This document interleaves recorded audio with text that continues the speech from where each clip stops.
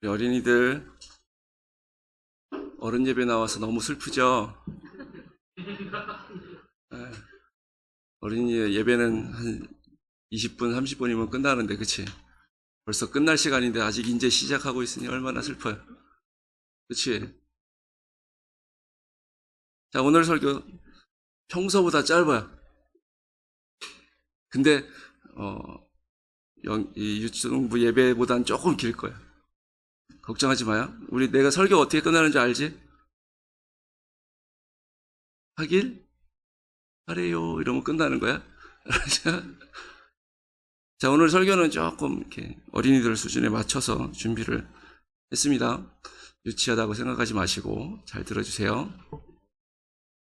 자, 미국에 백화점 왕이라는 사람이 있었습니다. 그 사람이 이름이 무엇이냐면 워너메이커라는 사람입니다. 존 워너메이커라는 사람인데 이 세상에 백화점이라는 것을 처음 만든 사람이고, 그리고 이제 미국에서 최신부, 아주 옛날 사람이기 때문에 최신부 장관까지 역임했던 사람입니다.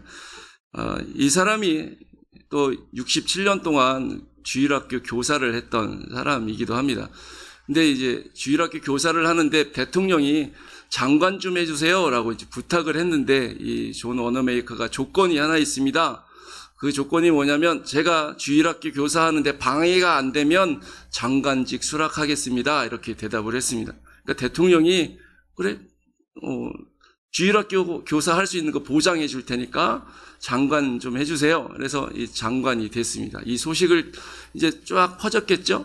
그랬더니 이 기자들이 좀 불만이 생긴 것 같아요. 그래서 워너메이커에게 얘기를 합니다. 아니 장관직이 주일학교직보다 못합니까? 그죠? 나라를 위해서 일해야 되는데 주일학교 몇 년 쉬면 되지. 이렇게 그런 의도로 얘기를 했겠죠. 그랬더니 이 워너메이커가 한 말이 무엇이냐면 주일학교는 내가 평생 할 평생직이고 내 본업이고 장관은 몇 년 하다 말 임시직인데 저는 주일학교직이 더 중요합니다. 주일학교 교사가 더 중요합니다. 이렇게 얘기했다고 합니다. 그리고 실제로 장관직을 하는 동안에 워싱턴에서 장관 이제 월요일부터 금요일까지, 토요일까지는 장관직을 수행하고 기차 타고 필라델피아까지 와서 주일학교 교사하고 마치면 다시 돌아가서 장관직하고 이렇게 했다고 합니다. 이 존 워너메이커가 우리나라하고도 연관이 아주 깊은데 지금 종로에 가면 YMCA 건물이 있죠. 그 YMCA 지금 건물은 이제 6.25 때 다 없어졌던 건물을 다시 지은 건물인데 원래 6.25 때 없어지기 전에 있었던 건물은 누가 지었느냐? 사람들이 지었죠. 근데 이 돈을 누가 댔느냐? 워너메이커가 됐습니다. 한국이라는 조선이라는 땅에 YMCA 건물, 기독교 청년연합인가 이럴 겁니다. 근데 이 건물을 지어야 되는데 돈이 없습니다. 그랬더니 그래 젊은이 어린아이를 신앙교육 시키는데 돈이 필요하다면 내가 내겠다. 그러고서 이 워너메이커가 당시 돈 4만 불을 기부해서 이 YMCA 건물을 아주 최신식으로 지었는데 그 당시 4만 불이면 지금 돈으로 적게 잡으면 한 20억, 많게 잡으면 한 100억이 넘어가는 돈이라고 합니다. 그런데 이 돈을 우리나라를 위해서 이렇게 YMCA 건물을 위해서 기부를 했고 그 YMCA를 통해서 많은 이제 스포츠, 우리나라에 야구도 들어오고 농구도 들어오고 이러는데 이 YMCA가 기여를 많이 했죠. 여러분 옛날 혹시 어린이들은 모를 건데 YMCA 야구단이라는 영화 알아요? 모르지. 그런 게 있었어요, 옛날에. 송강호라는 사람이 주연 배우를 한 YMCA 야구단이라는 영화가 있었는데 그 얘기처럼 YMCA를 통해서 야구도 들어오고 이랬습니다. 그리고 이 YMCA를 통해서 신식 현대 교육들이 많이 이루어지면서 월남쌈 아니고 월남 이상재 선생님이라는 분이 있어요. 친구들 이상재가 누군지 알아? 내 친구 아니지? 네. 그런 분이 있어요. 예. 이상재 선생님이라는 독립운동가 하신 분이 있는데 이 YMCA에서 활동하시기도 했다고 합니다. 그러니까 이렇게 워너메이커가 사업적으로 여러 가지로 일을 많이 한 사람인데 이 사람이 성공의 비결이 3가지가 있다라고 자기가 생각을 했습니다. 첫 번째는 생각해라. 생각을 안 하고 아무 생각 없이 살면 성공할 수가 없어요. 우리 청년들이 이쪽을 봐야 돼요. 우리 주일학교 친구들, 중고등부 학생들 생각이 있죠. 부모님께 가끔 그런 생각 얘기 들었지. 너는 생각이 없지 사냐? 혹시 이런 말 들은 적 있어요? 너 왜 생각이 없어? 이런. 근데 성공하려면 생각이 있어야 돼. 그 생각이 너무 중요해. 내가 뭘 하지? 내가 어떻게 살지 하는 생각이 있어야 돼. 그리고 생각만 하면 성공을 못 해. 그 다음에 그 생각한 걸 실천해야 돼. 그래서 워너메이커도 생각하라. 첫 번째 성공 조건. 두 번째 성공 조건은 실천해라. 이게 두 번째 성공 조건이었대요. 세 번째 성공 조건이 뭐였냐면 이 워너메이커는 성경 말씀대로 그냥 아무거나 생각하고 아무거나 행동한다고 성공하는 게 아니라 성경 말씀대로 행동할 때 성공할 수 있다. 이 세 가지 성공 조건을 가지고 평생 살았고 실제로 성공한 사람이 됐습니다. 이 워너메이커가 성공하고 이렇게 잘 살았기 때문에 어느 날 기자가 물어봤어요. 당신이 사업적으로 지금 큰 성공을 거뒀는데 여태까지 평생 동안 투자한 것 중에 가장 성공적인 투자가 뭡니까? 이렇게 물어봤어요. 그랬더니 이 워너메이커가 조금도 망설임이 없이 뭐라고 대답했냐면 내가 11살 때 $2 75센트를 주고 산 빨간색 가죽 성경이 내 인생의 가장 성공적인 투자였습니다. 이렇게 대답을 했대요. $2 75센트, 지금 돈으로 하면 4,000원 조금 넘습니다. 5,000원이 좀 안 되는 돈인데 이 당시 존 워너메이커가 어렸을 당시 1800년대 후반이었을 텐데 이 당시 어른들이 하루 일하면 $1에서 $3를 받았습니다. 어른들이. 그럼 아이들이, 조그만 아이, 11살 아이는 일하면 얼마를 받았냐면 어른의 10분의 1에서 혹은 5분의 1을 받았다고 합니다. 그러니까 어린아이들은 하루 종일 일하면 10센트, 20센트, 혹은 많이 벌면 한 5, 60센트까지도 받을 수 있었겠죠. 워너메이커는 벽돌공이었습니다. 벽돌을 찍으면 이렇게 정기적으로 돌려가면서 말려야 되는데 그 일을 했어요. 그렇기 때문에 하루에 얼마씩 벌었는지 정확히 모르지만 이 성경책 $2 75센트를 주고 산 이 성경책 값을 할부로 갚아야 되는데 얼마 동안 갚았느냐? 1년 6개월 동안. 왜냐면 자기가 번 돈을 자기가 다 갖는 게 아니었죠. 이때는 집안에 어머니한테 부모님께 갖다 드려야 됐어요. 그리고 자기한테 주어지는 조금의 용돈이 있었는데 이 용돈을 가지고 성경책을 사야 됐기 때문에 1년 6개월 동안 갚아야 했다고 합니다. 그런데 이 워너메이커라는 사람이 얘기하기를 내 평생 동안 가장 잘한 투자는 이 성경책을 1년 6개월 용돈 모아서 산 성경책입니다. 이렇게 얘기를 했다는 거죠. 이 워너메이커는 성경 말씀대로 살았어요. 어렸을 때부터 어머니가 매일매일 성경을 같이 읽는 삶을 살았고, 그래서 성경 말씀대로 살아야 된다라고 생각했기 때문에, 성경 말씀대로 살았는데 교회에서만 성경 말씀대로 산 게 아니라 사업할 때도 성경 말씀대로 살아야지라고 생각을 하고, 성경을 읽다 보니까 속이지 말라는 성경 구절이 있었습니다. 저울추를 속이지 말라 이런 말씀도 있거든요. 근데 당시에 장사하는 사람들은 물건을 띄워오면 자기가 많은 이윤을 붙여서 얼마입니다 이렇게 얘기를 합니다. 그러면 사는 사람도 이 사람이 분명히 값을 2배, 3배 올렸을 거야 라고 생각하고 깎죠. 그래서 흥정이 이루어지고 그래서 부른 이렇게 밑지고 파네 결국 그러면서 팔게 되는 것이 요즘 장사하는 그런 당시의 모습이었는데, 이 워너메이커가 성경에 보니까 저울을 속이면 안 된다. 그래서 정해진 이윤, 딱 적당한 이윤만 나는 받겠다라고 생각을 하고 백화점에서 정찰제가 뭐냐면 가격을 딱 정해놓는 거예요. 그래서 오늘날에도 백화점에 가서 물건 깎는 사람은 무식한 사람이에요. 딱 가격이 정해져 있으니까 그 돈을 그대로 주고 삽니다. 이걸 시작한 사람이 누구라고? 워너메이커라는 사람이에요.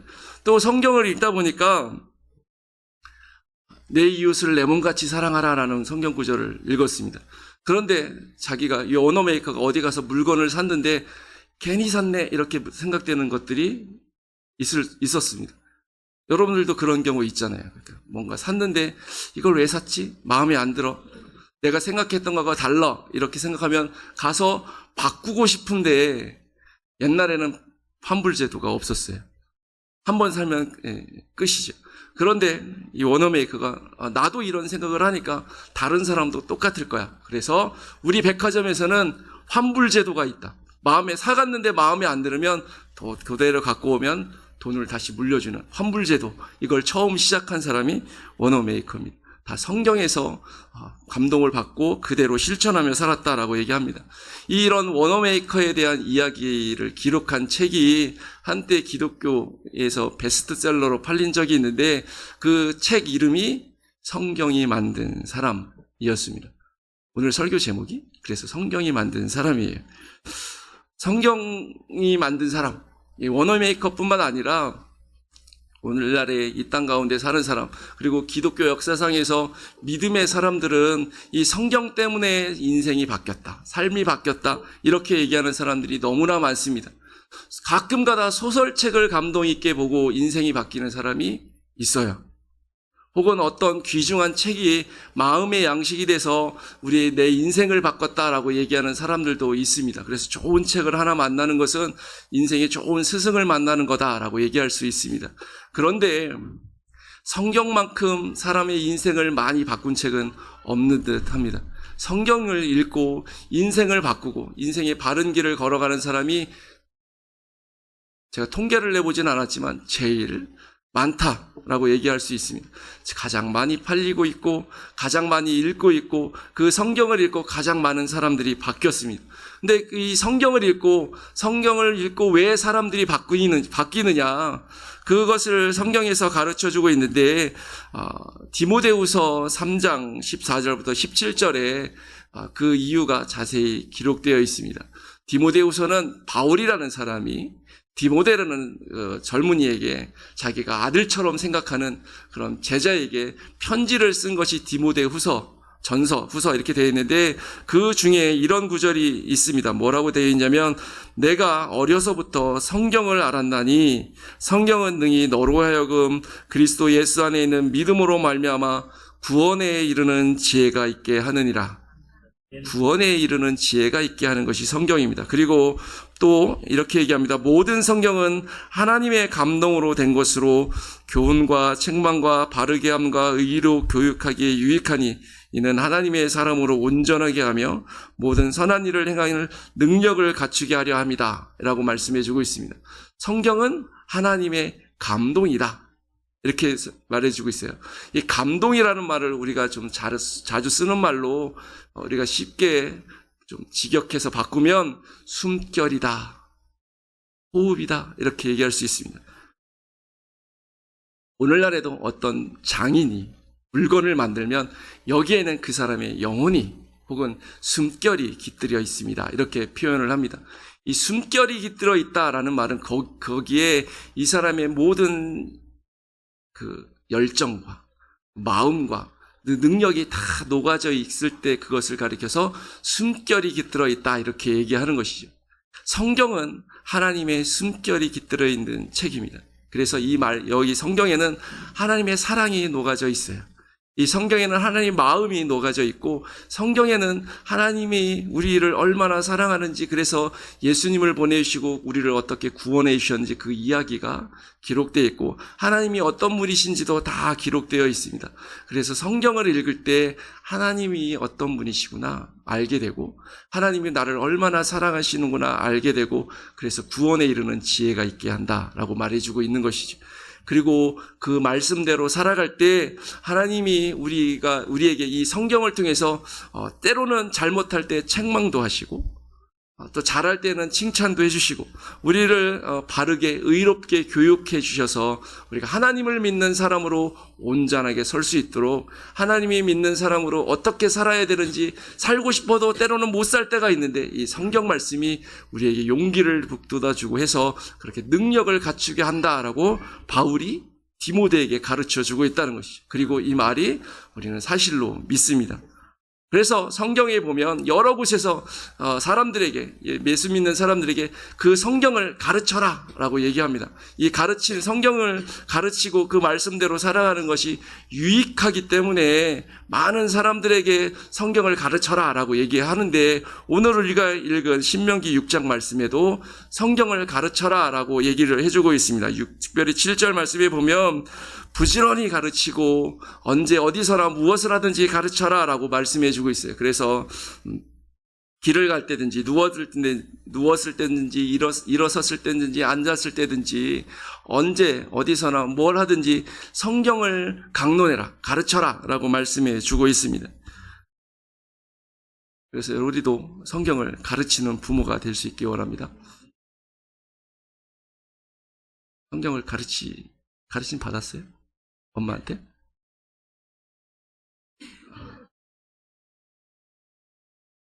자, 안 물어볼게요. 부모님들 창피할까봐.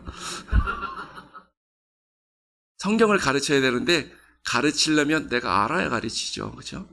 우리가 잘 아는 재미난 얘기, 별로 재미없을 수도 있는데, 그 바닷가에 그 꽃게가, 엄마 꽃게가 아기 꽃게 걸음걸이 가르치는 얘기 많이 들어보셨죠? 야, 너 옆으로 자꾸 걷는다는 얘기 듣는데, 진짜 봐도 옆으로 걷는데, 그러면 놀림받아. 앞으로 걸어야지. 하나, 둘, 셋 할 테니까 앞으로 걸어봐. 하나, 둘, 셋. 근데 애기 꽃게가 어떻게 걸어요? 옆으로 걸어요. 야, 너 왜 자꾸 옆으로 걸어? 잘 봐! 그리고 엄마 꽃게가 시범을 보였는데, 옆으로 걸어요. 엄마가 앞으로 못 걸으면 애기도 앞으로 못 걷습니다. 그죠? 부모님이, 아버지가 성경을 알지 못하면 아이들에게 성경을 어떻게 가르치겠어요? 그래서 오늘 우리가 읽은 성경 6절 말씀에 보면 이 말씀을 너는 마음에 새겨라. 그래야지 말씀을 자녀에게 가르칠 수 있는 거죠. 마음에 새긴다는 얘기는 8절 9절에 이렇게 표현해주고 있습니다. 말씀을 손목에 기호로 삼고 이마에 미간에 붙이고 표로 삼아라. 그리고 문 설주 기둥에도 이 성경 말씀을 기록해 놓고 문 바깥에도 기록해 놓고, 그러니까 네 모든 삶에서 말씀을 가까이 하고 말씀을 실천하고 보며 살 수 있도록 그렇게 해라. 그러면 그 말씀이 마음에 새겨질 거고, 그러면 그 마음에 새겨진 말씀으로 자녀를 언제 어디서나 부지런히 가르쳐야 된다. 이렇게 말씀해 주고 있는 것입니다. 여러분, 성경을 우리는 그래서 마음에 새겨야 돼요. 성경의 사람이 되어야지만 우리의 자녀들을 말씀으로 가르칠 수 있습니다.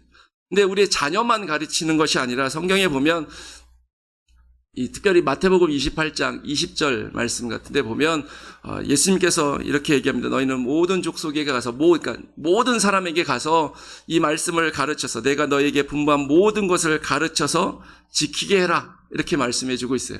그러니까 예수님이 우리에게 말씀을 가르쳐 주셨는데 우리에게 마음에 말씀을 주셨는데 그 말씀을 나만 알고 있으면 안 되고 주변에 이 말씀을 모르는 사람, 예수님을 믿지 않는 모든 사람에게 가서 가르쳐서 지키게 해라. 예수님을 믿고 그 말씀대로 또 살아갈 수 있도록 만들어라. 이거를 제자 삼아라 라고 이렇게 간단하게 줄여서 말합니다. 그래서 우리가 예수님을 먼저 믿었다면 믿지 않는 사람, 아직 내가 믿는 생활을 한 지 1년이 됐으면 이제 6개월 된 사람한테 내가 6개월 먼저 배웠잖아요. 그렇죠? 1년 됐는데 얘는 아직 6개월 됐으면 내가 6개월 더 많이 배웠잖아요. 그러면 그 먼저 배운 만큼 가르치는 일을 해야 됩니다. 이게 예수님 믿는 사람들의 의무, 책임이에요. 그래서 우리는 교회가 젊은이들을, 학생들을, 어린 친구들을 말씀으로 양육하는 그런 탄탄한 기본기가 갖춘 교회가 되어야 할 줄 믿습니다. 그럴 때 우리가 말씀의 교회, 말씀이 세운 교회가 되는 것이죠. 이렇게 말씀을 많이 가까이 하면 뭐가 좋은데? 물론 앞에서 얘기한 대로 우리가 구원에 받는 지혜가 있기 때문에 좋긴 합니다. 그런데 이 성경 말씀대로 살아가면 무엇이 좋은지에 대해서 성경이 많이 약속을 해주고 있어요. 그 약속한 구절 중에 몇 가지만 소개를 해드리면, 성경의 말씀을 가까이 하는 사람은 복이 있다. 우리가 잘 알고 있는 시편 1편 말씀에 복 있는 사람은 뭐 이러면서 악한 사람들을 따라가지 않고 뭐 그 길에 서지 않고 앉지 않는다 좀 얘기하면서, 그럼 복 있는 사람은 어떤 사람이냐? 여호와의 율법을 즐거워해서 주야로 묵상하는 사람이다라고 얘기를 하고 있습니다. 그러니까 하나님의 말씀을 생각하고 가까이 하는 사람은 복이 있대요. 또한 이런 사람은 형통하다고 얘기합니다. 3절 말씀에 보면 그 사람은 시냇가에 심은 나무처럼 시절을 따라서, 계절을 따라서 열매를 맺어서 잎사귀가 마르지 않는 사람이다. 그래서 그 사람의 일은 형통하다라고 말씀해 주고 있습니다. 여호수아에게도 하나님께서 말씀하시기를 너는 내 율법책 하나님의 말씀을 내 입에서 떠나지기 말게 해라. 그러면 내가 가는 길이 평탄하고 형통하게 될 거다라고 약속해 주고 있습니다. 하나님의 말씀의 사람은 평강도, 하나님의 평안도 주신대요. 이 땅 가운데 우리 불안하고 힘들고 어려운 일 많은데 그런 사람들이 말씀을 읽을 때 평안을 얻을 수 있다라고 얘기합니다. 말씀대로 살아가면 지혜도 얻는다라고 얘기를 합니다. 말씀대로 살아가면 마귀가, 사탄이 우리를 공격할 때 그것을 이길 수도 있다라고 얘기합니다. 말씀은 우리에게 주신 하나님의 성령의 검이기 때문에 그 칼로 싸워서 이길 수 있다라고 얘기를 하고 있어요. 그리고 이 말씀의 사람은 성령님이 함께 가시는 사람입니다. 요한복음 말씀에 보면 성령님이 우리를 위해서 하시는 일 중에 말씀을 가르치고 깨닫고 생각나게 하시는 일을 하신다라고 얘기했습니다. 그래서 말씀의 사람은 성령의 사람이다라고 얘기를 하는 것이죠. 여러분, 우리의 자녀들을 성령의 사람으로, 말씀의 사람으로 키우면 우리의 자녀들이 어떻게 되냐면 꿈을 꾸고 비전을 가진 사람이 됩니다. 요엘서 2장 28절 말씀, 우리가 잘 아는 말씀인데, 내가 내 영을 만민에게 부어주리니 너희 자녀들이 장래일을 말할 것이며 너희 늙은이는 꿈을 꾸며 너희 젊은이는 이상을 볼 것이다. 이렇게 약속해 주고 있습니다. 말씀의 사람은 장래일을 본다. 뭐 그렇다고 점쟁이가 된다는 뜻이 아니에요. 뭔가 보이네 뭐 이러면서 이렇게 되는 게 말씀의 사람이 아니에요. 장래일을 본다는 얘기는 내 장래를 계획하고 내가 그것을 실천하고 나아가고 하나님이 어떤 일을 하시는지 알게 된다라는 그런 의미가 있는 것이죠. 그러니까 장래의 꿈을 향해서 달려갈 수 있는 믿음의 사람이 된다는 것입니다. 나이가 많은 사람도 말씀의 사람이 되면 하나님의 꿈을 꾸고, 젊은이도 하나님의 말씀으로 인해서 꿈을 꾸는 사람이 되고, 여기서 말하는 이상을 본다는 얘기는 비전을 품는다는 것이. 우리 젊은이들, 청년들이 비전이 없는 젊은이들이 얼마나 많은지 모릅니다. 그런데 말씀의 사람은 비전을 본다라고 약속해 주고 있습니다. 이 외에도 성경에서는 이 말씀을 가까이 할 때 얻는 유익에 대해서 하나님이 약속해 주신 것들이 어마어마하게 많이 기록되어 있습니다. 하나님께서는 약속하신 것을 반드시 이루시는 분이기 때문에 우리가 우리의 자녀들을 양육할 때 그 말씀으로 양육하면 내가 꿈꾸던 그 가장 성공하는 자녀로 양육할 수가 있습니다. 성경은 하나님께서 우리에게 주신 최고의 선물이고 가장 좋은 사랑의 편지고 뭐 이렇게 얘기를 많이 하는데, 저는 오늘 여러분들이 이렇게 말씀드리고 싶습니다. 성경은 하나님께서 우리에게 주신 최고의 교육자료다. 성경은 우리에게 인생의 가장 완벽한 인생의 로드맵이다. 우리의 지도다라고 얘기할 수 있는 것이죠. 바라기는 우리 자녀와 우리 교회가, 우리 자녀를 우리 교회가, 우리 또 가정에서 우리 여러분들의 자녀들을, 다음 세대들을 이렇게 성경으로 양육할 수 있길 원합니다. 그러면 존 워너메이커, 아까 제가 소개해드렸던 그 사람처럼 신앙적으로도 성공하고 인생에서도 하나님의 약속대로 성공할 수 있는 믿음의 사람으로 세워지게 될 줄 믿습니다. 바라기는 우리 모두 성경을 가까이 하고 성경을 즐거워하는 믿음의 사람들이 될 수 있기를, 여러분 뭐라고요? 믿음의 사람이 될 수 있기를, 몇 달 지났다고 다 잊어버렸구나. 우리 유초동부는 기억할 줄 알았어요. 기억하네. 소리가 작았을 뿐이에요. 될 수 있기를 바랍니다. 이러면 제가 설교 끝나는 거예요. 자, 다시 한번 얘기할게요. 우리 모두 성경의 사람들이 될 수 있기를 바랍니다. 예, 기도하겠습니다. 하나님 아버지,